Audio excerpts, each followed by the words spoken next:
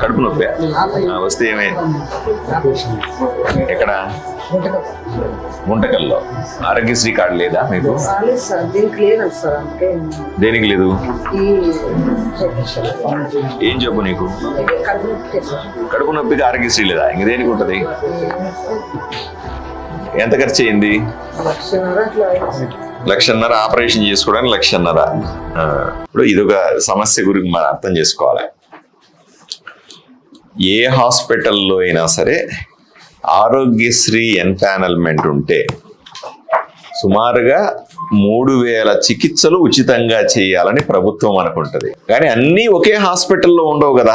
ఒక హాస్పిటల్లో ఒక 5 చికిత్సలకు ఉంటది.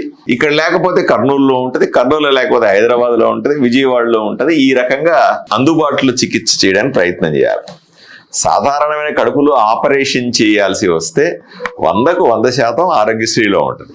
వీళ్ళు చేసిన పొరపాటు ఏమిటై ఉండొచ్చు? ఒకటి, ఎక్కడైతే కడుపుకు సంబంధించిన ఆపరేషన్లు ఎన్పానల్ కాలేదో ఆ హాస్పిటల్కి పోయి ఉండాల.